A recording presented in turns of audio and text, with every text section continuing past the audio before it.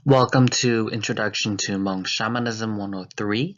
This is the third webinar series of our three-part series. So the objectives of this third-part webinar is an overview of Hmong shaman tools and instruments and the role that they play in the ritual, understanding specific types of rituals, understanding the process of raising a shaman altar, and then lastly, understanding the Hmong American assimilation in the US and its effects on Hmong shamanism and religious belief today. So to recap, Hmong Shamanism 101, we looked at the definitions and the terminology of Hmong shamanism. In 102, we looked at the concepts of Hmong shamanism. So we looked at the soul, the spirit, reincarnation, karma, and the practices of what Hmong shamanism is. So let's take a look at Hmong shaman tools. These are tools or instruments the shaman uses to assist them during their trance in the spirit realm. Each tool or instrument is specifically designed for a purpose, which we will go over. And no two shamans will have the same tools as each other. So their style and their technique, their voice is unique only to them. So these are the main tools the shaman uses. We have the shaman gong, or known as the duaneng, the shaman rattle, also known as jianeng, the shaman finger bells, or the juneng, buffalo horns, in which we call QHUA, the shaman bench, or the doneng, the shaman veil, or THIVHAUS, shaman sword, or daneng, the shaman bridge, or the choneng, and spirit money, or the NEEB. So the first tool or instrument that we will look at is the gong, or the duaneng. So every Hmong shaman must have a duaneng, or a shaman gong. At the beginning of a shaman trance, the gong is used to wake up or call the shaman spirits. We call this Teng Honeng or Ti Honeng. The sound of the gong sends a message to the shaman ancestors or the shaman spirits, and it allows them to know that the shaman is on its way from this world to theirs. It is also used during transitioning of different states. So the gong is also used during parts of a trance where there is difficulty in that passage, or anything that may stand in a shaman's way.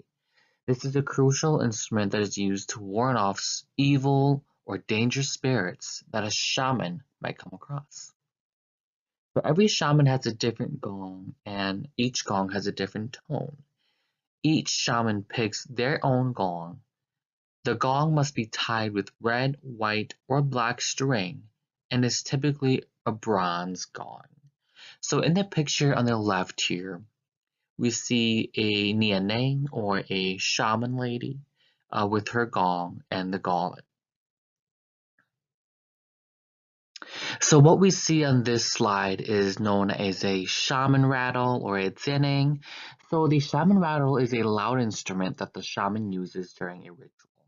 Now some will hold on to this during the entire ritual, and others will only use it during some parts.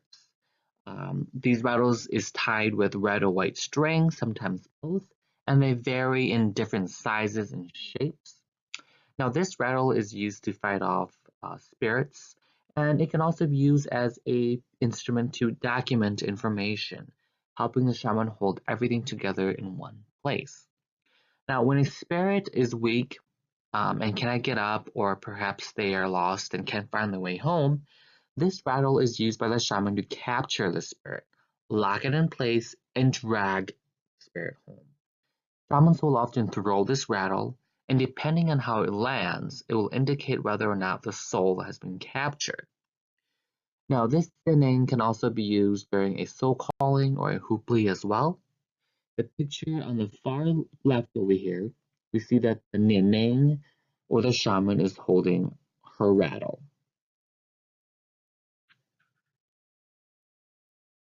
All right, so we have the shaman finger bells, or also known as the Juning. Hmong shamans use these finger bells in a variety of ways. They use it to travel into the spirit world, to heal people, and to fight off evil and lost spirits. So when the shaman is in a trance, the shaman will throw these finger bells off their fingers to the ground, and however these bells flip or land will indicate if the soul has made it back. Hmong shamans have at least 4 of these, but not all shamans use all 4. They are often tied with red or white strings, sometimes both, and no two bells sound exactly the same. It is understood that the bells choose the shaman. So in this picture, what we see is the shaman here, and he has 2 bells. He's only using 1 on each hand. Next, we have the QHUA. So the buffalo horns are seen as a divine way of communicating with the spirit realm. The shaman will ask questions relating to the sickness. They'll toss the buffalo horns, and it's understood that the shaman spirits control how the horns lay, which indicate where the spirit has gone. So before an animal is sacrificed, the shaman must ask for permission from the animal. Then they must toss the horns, and depending on how it lands, that is the animal's answer. In addition, at the end of a ritual, the shaman will ask the horns to reveal if the soul of a person has safely made it back home. And each shaman typically has 2 or more pairs. So what we see here is the Dongning. The Dongning, or the shaman bench, is considered to be a shaman horse. The shaman horse flies with the wind to and from spiritual realms as a means of transportation. A shaman must have a bench in order to enter the spirit world. So a shaman must call upon the shaman horse during a ritual, often called Ning Sao Ning Dua Ning Sha Ning Lua, right? So a shaman bench can vary in different sizes, shapes, and colors. Depends on what the shaman prefers. And some shamans stand on the bench, some sit, and some do a combination of both. So in this picture over here, we see a Nianning, and this bench is her shaman bench. Next, we have THIVHAUS.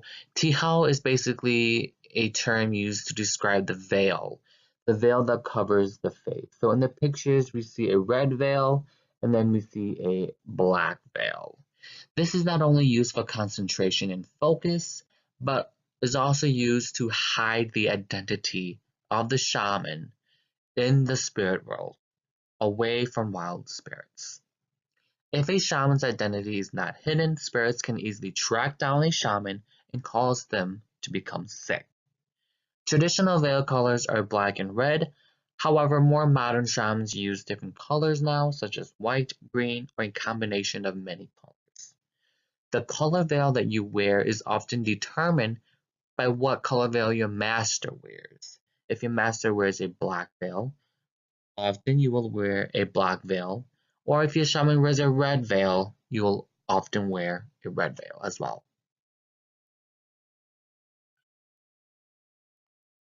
So what we see here is the shaman sword, or what we call daneng. A shaman will have 1 or more swords, and this sword is used during intense or challenging situations in a ritual. The sword is typically tied with red and white strings to indicate that it has been specifically protected and blessed by a shaman. The shaman sword is typically placed in a bucket of uncooked rice in front of the shaman's altar. Shamans may have a multitude of swords, knives, or daggers. Alright, so what we have here is the choneng. The choneng in this picture you can see is this black cloth. So that is what we call the choneng, or the shaman's bridge. This is what connects the shaman to the spirit realm. It is what allows a shaman to cross over, linking this world and the spirit world. The shaman's bridge consists of 3 bamboo sticks placed evenly on the ceiling from the head of the altar to the center of the house and to the front door. Typically, 3 strings are yarned from the altar to the center and then to the front door. These strings can be white, black, or in combination of both. What this symbolizes is that the shaman's connection from their altar to the front door, or the outside world. So upon a shaman's spiritual return from the spirit realm, they enter through the front door and use that bridge to connect to their altar and return home. During the final training day, a shaman's master will raise the altar and create the shaman bridge for their student.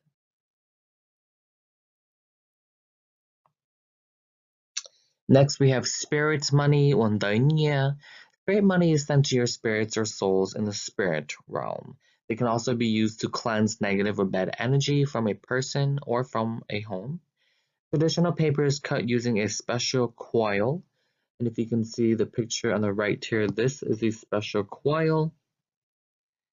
And if you want to learn more about spirit money, feel free to check out the 102 series. All right, so we have a short quiz. Nduaneng is a shaman blank. So Nduaneng is a shaman. Is it shaman sword, shaman finger bell, shaman gong, or shaman clothes? And the answer is C, shaman gong. Quiz 2. A blank is used to fly with the wind to and from spiritual realms and is used as a means of transportation. Is it a doneng or shaman bench? Is it a shaman carpet, a shaman gong, or spirit money? The answer is A. A doneng or shaman bench is used to fly with the wind to and from spiritual realms and is used as a means of transportation. All right, so we're going to switch gears a little bit and talk about moneng or shaman sickness. So moneng is a term used to describe a person who falls ill because of their shaman spirits. A person will experience physical, emotional, psychological, and spiritual phenomenon before a master shaman can confirm a person is destined to become a shaman. So there are many forms of the shaman sickness. Each shaman experiences this differently, and these can include things like physical pain in the hands, feet, fingers, and toes, back or leg pain, infertility, cancer, constant and consistent sickness, fevers, flus, things of that sort, long-term depression, mania, or bipolar, and also experiencing spiritual and supernatural phenomena. These are just some of the examples of what moneng is. So we're going to be talking about QHUA and THAAJ. What does that mean? So QHUA is a ritual that happens at the end of the 12 lunar month calendar. Hmong shamans will perform a ritual known as a QHUA, or a releasing of the shaman spirits. Shaman spirits are released to replenish their energy and to cleanse their energy. All the souls of these sacrificed animals are released to reincarnate. Traditional shamans keep the bottom jaws of the pigs and must burn these jaws during this ritual to release these animals into the afterlife so they can go and reincarnate. The shaman altar must be cleansed as well. So all the old strings, enchantments, papers, all of that must be thrown out and tied with new strings. The next specific ritual is known as a THAAJ. So during the final training day, a shaman and their master must perform a ritual known as jata, or raising of the altar. During a jata, a master shaman will bring the student shaman and the shaman spirits to the big altar and build a bridge, or a choneng, for their student shaman. So both the master and the student shaman will enter the spirit realm together. Some of them join one bench, some of them use their own shaman bench. And so consider this ritual as a graduation. You are graduating from a student shaman to become an official shaman. So then what's the difference between a big altar versus a small altar? When a shaman is in training, for say, the master shaman will make a small shaman altar for the student shaman. This symbolizes a small temporary home for the shaman spirits.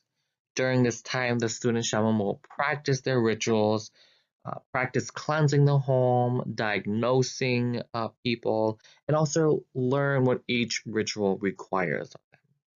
And so during this time, the master shaman will serve as a teacher or a guide, kind of just guiding the student into the right path. Once a student shaman has mastered the basics, the shaman master will raise their altar. Typically, a student shaman will take at least 3 years in training before being able to raise a big altar, but there are exceptions to this as well. Raising the altar means creating a big altar, which symbolizes the final step becoming a Hmong shaman. The master shaman will officially bring all the shaman spirits to that student, and the master and the student is said to be destined, and their shaman spirits are connected. This is a very important ritual for every shaman to look forward to. So in this picture, we have a ritual known as the RATTLE. And so what we see here is the master shaman, and we have the student shaman. We have the shaman bridge up here, or the choning. And then each of them are on their own bench. And what's going on here is the master shaman on the right here is taking the student shaman on the left, and they're both going to go pick up the students' shaman guides. They are connecting the bridge to the home, bridge to the altar, finalizing the final steps of a shaman. All right, so we will go over Gong, which is black magic, which is a small, it is a small phenomenon within the Hmong shaman world.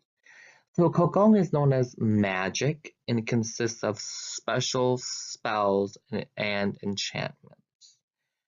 It's mostly used for protection or healing of an injury. However, we do have what we call black magic or Gong Du. It is described as using supernatural energy that is evil or demonic in nature. All black magic serves for an evil purpose and is used for negative and evil purposes that cause harm and sometimes even death to another person. Though a majority of shamans do not use or do black magic, it is believed that once a shaman does do black magic, their soul and their shaman spirits are tainted with demonic energy, and it can cause a shaman to experience psychological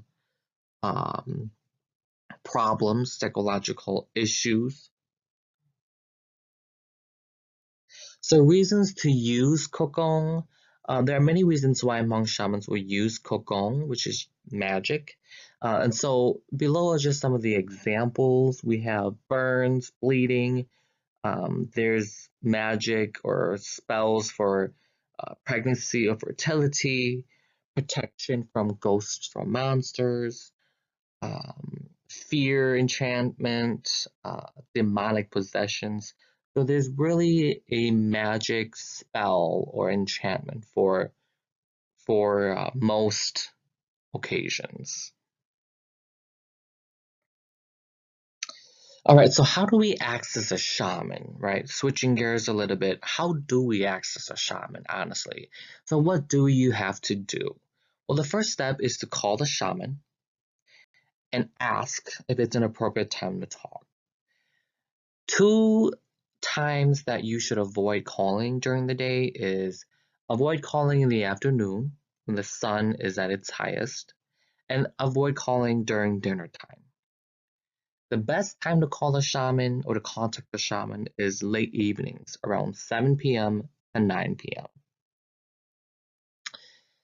So you call the shaman and you ask if it's an appropriate time.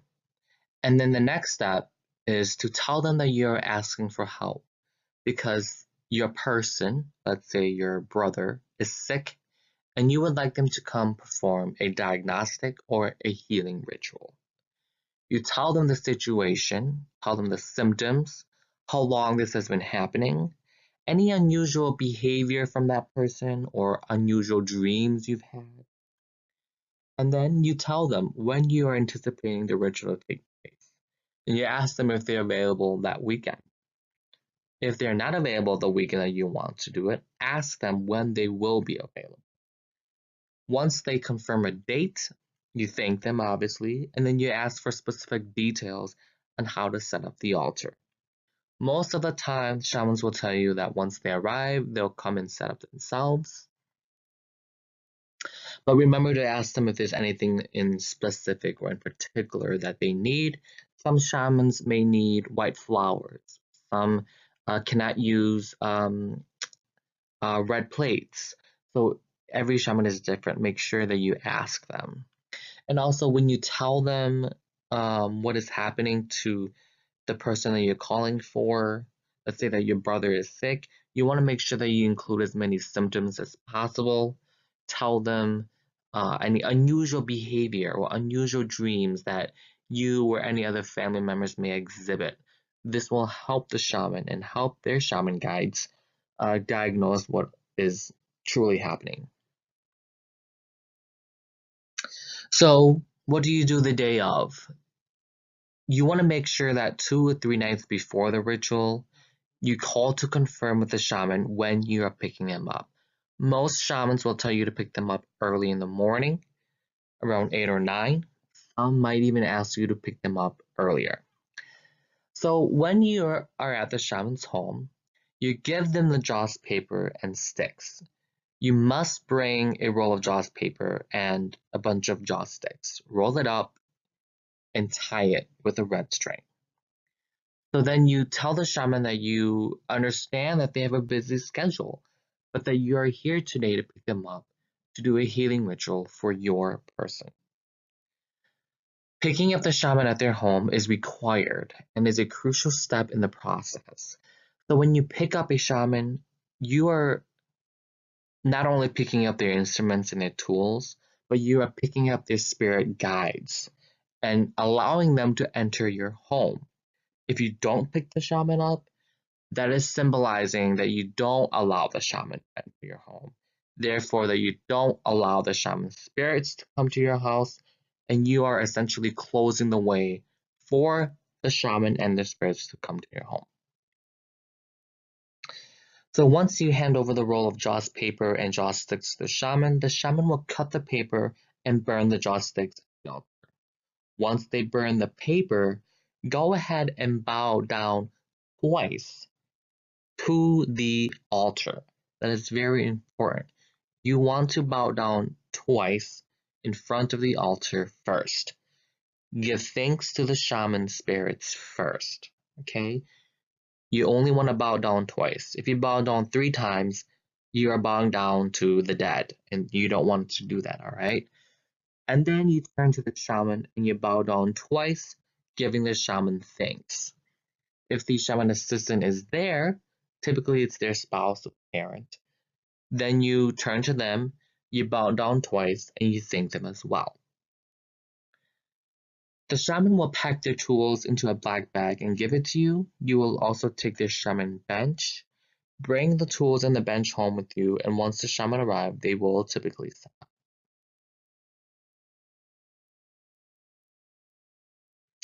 Alright, so let's take a look at Hmong shamanism in America today. The spiritual adjustment to the Hmong people as they first resettled in the US was challenging, right? It was to be challenged by Western perspectives and norm. But without taking the Hmong situation experience into consideration, Hmong came to the US from a completely different world view, and the religious practices are now being challenged with Western medicine. The entire way of life for the Hmong was different than how Americans were living. Some challenges included Christianity conversion. So sponsorships that sponsored many Hmong people were churches, missionaries, and so therefore many Hmong people were faced with obligation, with pressure to convert. Coming to America, they couldn't afford their own home. They were to rent homes, they received rent assistance, living in apartments. So there was a lack of space for shamans to perform their rituals. Also, animal rights and illegal sacrifices in America made it really difficult for Hmong shamans to practice. And then there was also conflicting beliefs with Western medicine. And also noise and living situations were not ideal for rituals to be taking place.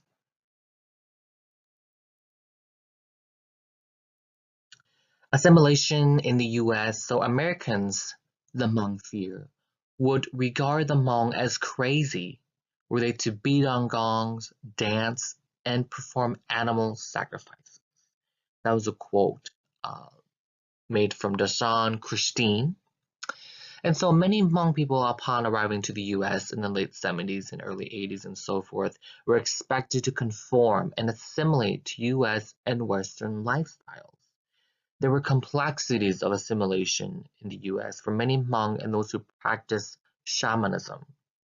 These included language barriers, food, clothing, different family values and beliefs, right? We know that Hmong and many Southeast Asian cultures come from a collectivist group.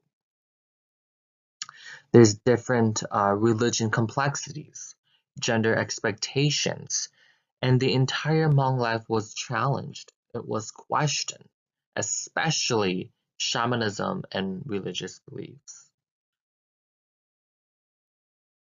And so overall, Hmong religious practices have changed drastically since arriving in America. We see in Hmong history a total change and shift in religious life and practice. Some Hmong people have been influenced in terms of religion by the geographical location. So for example, we have Hmong in China.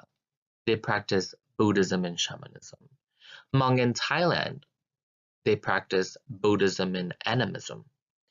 Hmong in France practice Catholic and Christianity. And Hmong in the US, Christianity and shamanism. And so there was a social, economic, spiritual disorientation of the Hmong during the transitions to the many different geographical locations in the 70s, 80s, and 90s today. So the Hmong were a people who were constantly forced out of their homes, thrown into a new country, and expected to assimilate to surrounding customs and people. Assimilation leads to the resemblance and conformity of the popular surroundings. However, it does not cause a change in history. So what happens when a shaman is in a trance? This is the last slide that we'll be looking at, taking us through each step of what happens when a shaman is actually going through a trance. So the first step is for the shaman to call the shaman spirits and the shaman guides. This is at the beginning of the ritual when the gong is being hit. Each shaman guide plays an important role, and it's crucial that the shaman calls and remembers to call each and every guide. Secondly, the shaman must lock and hide their own house and the people who live with them. This is a cautionary step to hide all the souls from any demons or wild spirits while that shaman is out doing a ritual. Third, a shaman obviously just cannot freely enter someone's home or anyone's home. A home is guarded by family spirits, the door spirit, the suga, the tsiming, the beising. So it is protected with many and multiple household spirits. And so in order for the shaman to enter the home, the shaman must ask the suga, ask the family spirits to open the door, to open the path for that shaman to enter the home and examine what has happened in that home. Fourth, the shaman will typically do a quick cleanse of the home, and they may or may not hide the souls of that home. Fifth, the diagnostic ritual happens first. So the shaman asks the guides to examine what exactly has happened upon that soul. Where is that soul? Where did it go? What happened to cause that soul to become sick? So the shaman asks specific guides to go and examine and to find out what has happened. After receiving answers from the shaman spirits, the sixth step is the healing ritual, or the healing happens next. After diagnosing the problem, the shaman and their guides will now enter the spirit realm, or enter the stages of healing that soul. The shaman will go through a series of stages or steps. Consider each stage or step as a world, a spiritual world. Each of these worlds has a specific purpose, and they have a specific protector. And in order for the shaman to enter that step or that stage, the shaman must first burn money or send money to that protector and to tell them that they're here in search of a specific soul. That protector will open the gate, open the world, and that shaman will enter and be able to find the spirit. So this kind of concludes our 103 series. It was a really quick overview of the basic